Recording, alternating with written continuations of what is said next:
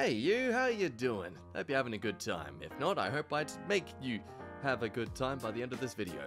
That sounds weird. As much as that sounded like it, I am in fact not the massage parlor down your street in the alleyway. Welcome to some more a-holes. Let's see who they are. Here's the stories for today.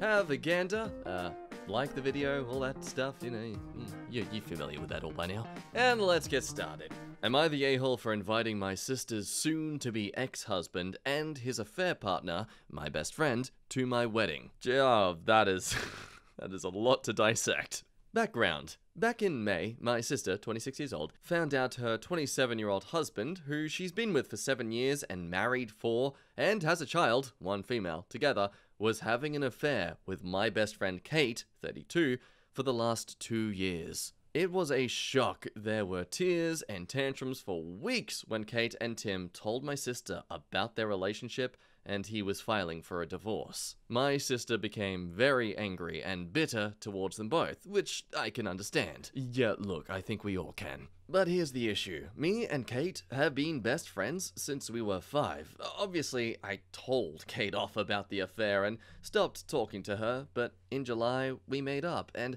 I saw how happy they were, so I invited them to the wedding. Me and my ex-brother-in-law were close. I thought they'd put the differences aside for me for a single day, because even though my sister won't admit it, she has to be civil to them in the long run for her daughter's sake. Well, Friday, when Kate and my sister showed up for a fitting, all hell broke loose. My sister called Kate a nitty prostitute and asked me what kind of game I was playing. Kate was crying and apologizing, but sis just told her to frick off and left. Since then, my sister told me she and her daughter aren't going to my wedding. Most of my family have joined her, calling me a bridezilla and an a-hole. Even my in-laws are mad. So give it to me straight. Am I the a-hole for just wanting a perfect day where everyone puts their differences aside for me? Yes, Kate knew my sister was gonna be there. She wanted to talk to her and maybe try to mend things. No, my ex-brother-in-law didn't know. He chewed both of us out because my sister is 8 months pregnant and has already been making it difficult to see his daughter. Me and Kate are closer than me and my sister. My sister and I have an okay relationship, but the age gap does get in the way, and my sister is closer to our younger brother. Also, my sister is telling people to choose either go to my wedding or she'll never speak to them again. So yeah, starting off pretty strong. I think we can agree that this is a tricky one. Let's go with the comments first. It's your wedding. Invite who you want to. Not the a-hole, but expect the fallout that is already beginning. Now everyone sucks here. OP is definitely in the wrong for expecting the sister to forgive Kate and being completely insensitive. Very much a-hole. But on the other hand, the sister is literally putting ultimatums on the family to boycott OP's wedding. Sure, the sister can say something like, "It's me at this wedding or Kate," but to go and completely try to ruin OP's wedding by trying to get everyone to not attend, also a-hole. Counterpoint though. Why can't the sister support the ruining of OP's wedding? OP supported her best friend in the ruining of her sister's life. It is something to point out, but I feel it's a different scenario. OP didn't know about the affair beforehand. She wasn't being a little cheer squad behind Kate the entire time, and even went no contact for a bit as a sort of punishment. No, you're the a-hole. 1, you made up with your best friend after you found out she was having an affair with your ex-brother-in-law. In 2 months! Do you think your sister has gotten over her ex-husband in 2 months? 2, it's not your choice, really, to forgive her. I mean, you can let her back into your life, but she hasn't done anything wrong to you. So you saying you forgive her means nothing, but you don't care what she did to your sister anymore. 3, why invite the ex-husband? Yes, he might have been close to you, but shouldn't you care more about your sister and understand that having one less person that would cause drama there would be a good idea? I'm sure that not having him, but still having Kate and your sister there, would have eased tensions a little. Now, normally, I'm sure you're aware of, I usually like to stick by the idea that, hey, it's your wedding, you get to choose what happens regardless of the other people's, conflicts and issues with it. But then I guess we have to consider this as a scenario where the OP is literally the one causing the drama. What do you do here? I have to still think not the a-hole based on that fact that, yeah, it's your wedding, and you should be able to invite whoever you want to celebrate in that wedding with you. Whether they have qualms against it because of people else who are going to be there, well, that's them making the wedding about them, not about you. If you find it a big deal that someone's there that you don't want to be there, you can just leave after being there for the major events. But actually, I'm thinking everyone sucks here now, because realistically, what you've done is a total a-hole move as well. And anyone who's gone through a major breakup can totally understand the sister's reaction to all this. Hindsight is 20/20, but if you just spoke to your sister about this all beforehand, instead of her having to find out literally on the wedding day almost, things could have turned out much more, manageably, if that's a word. Next story. Am I the a-hole for refusing to discipline my dog? I'm a 26-year-old female and have a 3-year-old rescue GSD, don't know what dog that is, whom I've had since she was 14 weeks old. She has an absolute heart of gold, adores children and small dogs and puppies. Her only issue, we believe, is her reactive nature and fear towards blonde Labradors, but this is due to past trauma. I am currently 7 months pregnant, and we've been working with her to get used to small children and household changes. She has been very gentle thus far, and we've even built her a custom dog crate so she has her own bedroom. She likes a crate as it helps her feel secure. However, she's recently started becoming vocal when she wants something. A bit like how a husky talks to its owners. If she wants to go out, wants you to pass her ball, wants food, she will make a low growling or groaning-like noise to let you know what she wants. My mother-in-law came around the other day, adhering to the UK rules of support bubbles, and sat on her sofa next to Lana's ball. While we were chatting, Lana went over to her and started doing her groaning growling at her. My mother-in-law freaked out and started screaming that Lana was going to attack her. Lana then freaked out, hid in her crate, and started barking at her. I had to calm her down and tried to tell mother-in-law that she wasn't attacking her, that this is a new way of her communicating with us. My mother-in-law wasn't having it and demanded we punish her. I told her I wasn't going to punish my dog when she didn't do anything wrong. She started yelling about how dangerous Lana was and how she was going to kill her grandchild if we weren't careful. Meanwhile, Lana is still barking due to the shouting, and my partner had to take her outside. She eventually left, but on a very sour note. I spoke to my partner about it, and he's wondering if maybe she had a point. I told him he was being ridiculous, that she wasn't being aggressive, and that I wouldn't punish her unless she was doing something wrong. I'm now looking at some impartial advice because I honestly don't see what I or Lana did was wrong. People's thoughts. I'm taking this solely at face value because I don't know you or Lana and I wasn't there. But I have 2 GSDs, and they are a very vocal breed. My older dog has different vocalizations that mean different things. She wants something, she needs something. She's obeying a command, but she isn't happy about it. Her demand yip can be pretty sharp, but none of her vocalizations are aggressive. I'm making the assumption that Lana's vocalizations are similar. So I'm at a very soft yata. You're not the a-hole because I wouldn't punish my dog for that either. At most, I'd tell her enough or put her in a place or something so she wasn't bugging mother-in-law. But I do think you should have addressed it because it was scary for your mother-in-law. If you'd taken charge of the situation and showed both Lana and your mother-in-law that nothing was wrong and everything was fine, everything might have been fine. I'm a softer of the a-hole because I think you dropped the ball.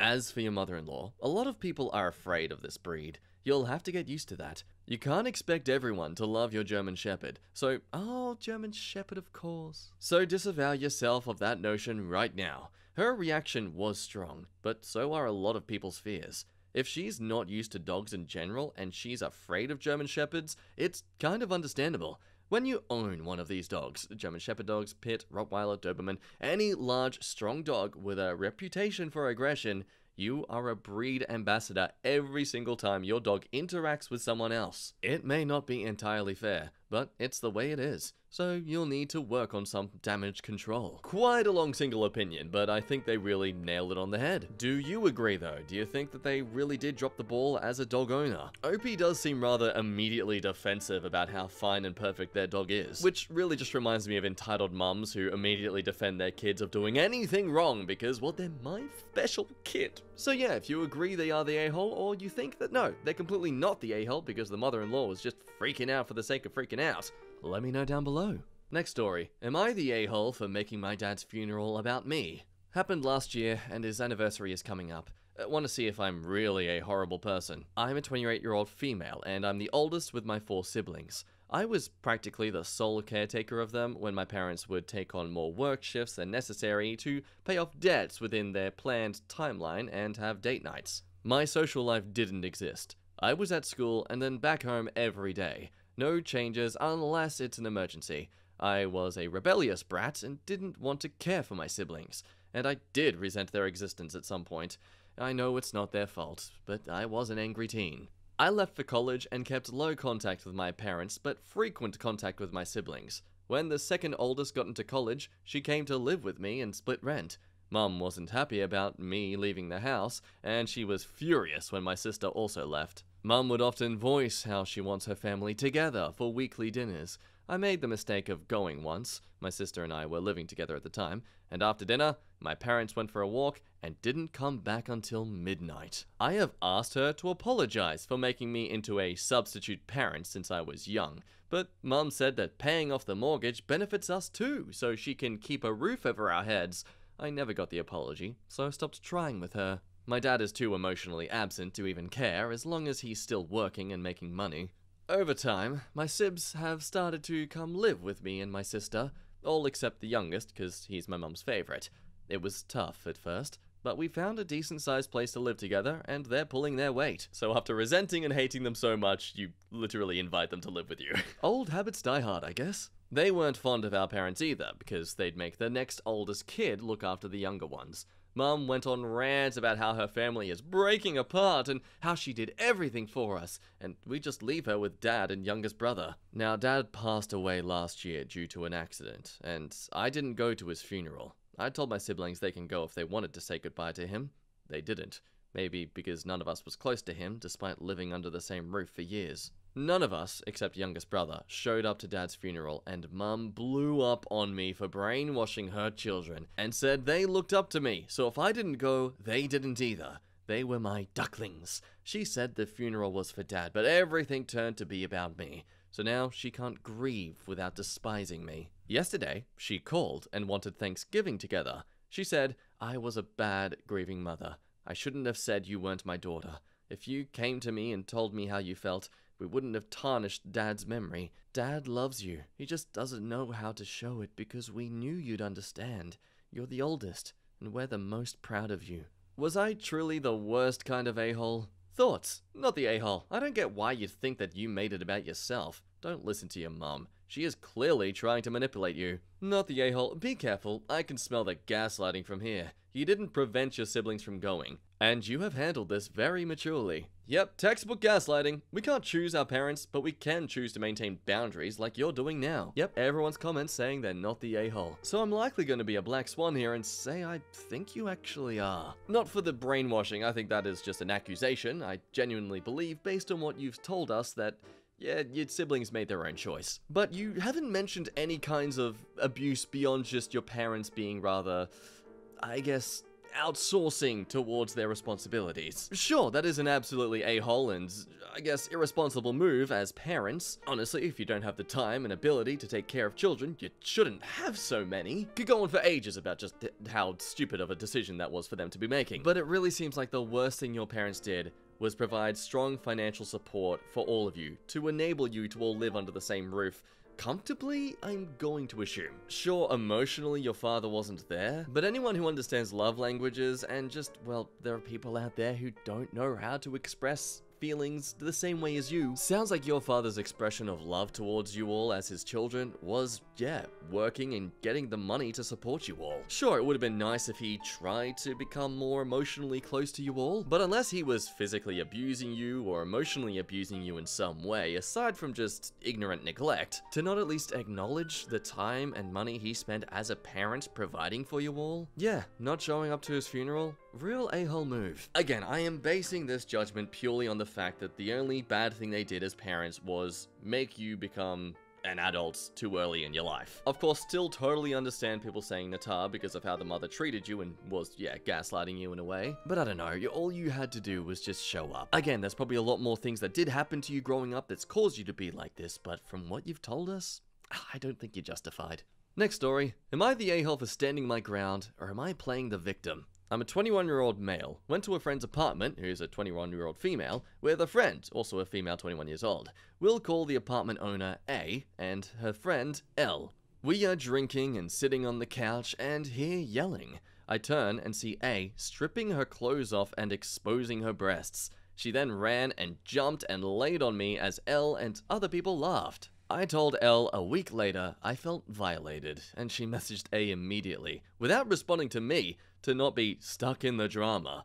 I spoke up about it and told L I was assaulted, but she kept saying, "You weren't assaulted. You're a drama queen. You're delusional. You're fricked in the head." I think if you stripped a girl's top and laid on her, that would be assault. No questions asked. Anyway, she told a bunch of people about this stuff, including my ex-girlfriend, who doesn't even know her, with a completely different story, that she was wearing a sports bra. I got mean messages from girls I didn't even know. I basically just got harassed about it. She made my business everyone else's. It was like high school. The entire half of my 2020 has been defined by this, and it hurts and I feel like just poo, but I don't know what's up or down anymore. I don't know if I was assaulted or if I'm being gaslit or what. It feels horrible because I left a relationship with an abusive female and then months later, another female abuses me in a similar fashion. I lost a lot of friends over this, and I'm setting up a therapy appointment to talk about it because it freaking destroyed my social life and killed me mentally. People's thoughts? Nata at all. You were assaulted. Your friends are sick people. Everyone sucks here. She did something weird that made you uncomfortable. She's an a-hole for that. But you were not assaulted, and saying that she was sexually assaulted you when she didn't is also wrong. Yet when did she sexually assault him? She laid on him topless. Boobs are not sexual organs. Laying on someone is weird, but it's not assault. Counterpoint, touching someone in a sexual manner without consent is assault. Your behind isn't a sexual organ, but if someone groped you there, it's still sexual assault. It's the intent that matters. Sounds like her intent was a stupid drunken joke. So I am going to be biased in this scenario because I am a guy. Intentions can be easily and ignorantly changed based on the scenario that you're being confronted by it. When someone who's into you buys you a drink, they're usually doing it to relax you, make you feel comfortable. But deep down there's the other intention of, I want to get you drunk so that when you're drunk with me, I won't feel as scared to approach you for any other kinkier ideas. And we can all agree that is a trait among both men and women. A less creepy example, I myself am someone who, when I socialize, I can be a bit of a class clown. I like being weird in front of my friends. It is fun. My intention is to just have fun with my friends. But I also am self-aware of myself enough to know that that is also rooted down in the intention of being loved and desirable. I'm actually intending for people to approve of me and my insecurities of being cool enough for everyone. Not everyone's intentions are clear, even for themselves, especially when they're influenced by alcohol. Psychologically, the things you do or your friends or your partners do when they are drunk are things they've always desired or been curious to try out doing without the fear of consequences. Couple that with the fact this girl literally took her top off to show off her chesticles. She then runs over to a guy and smothers him with her body. There's no boundaries that have been established beforehand. I would not be surprised if this friend who harassed you was doing it because she wanted the approval of a guy desiring her. Of course, what she did isn't something akin to what you'd have to press charges for, but her disgusting reaction and the deplorable behavior of all of your friends. If anything, this has been a great opportunity for you to realize you need better friends. Oh, wow, you're still here after all that ranting. Thank you, honestly, for sticking by. That was a doozy of a ramble about consent issues. Again, I am rather biased in this context, so I'm totally open to seeing other sides of the story here. We will end things there today. I hope you did enjoy today's video, and I hope you came across some perspectives that made just think for a bit. That's certainly why I love reading them. Now, if you are this far in and you haven't gotten absolutely sick of this video, I would appreciate a little like to show your approval. Doing that helps me know what videos are working for you, so I know how to better tailor this content for you. Because it's you. It's all you, baby. I do this all for you. No, I do it for me, really, as well. It's kind of a selfish thing. But anyway, I hope you enjoyed the video. My name has been Jack. You've been a lovely person today, and I'll see you next time. Bye-bye.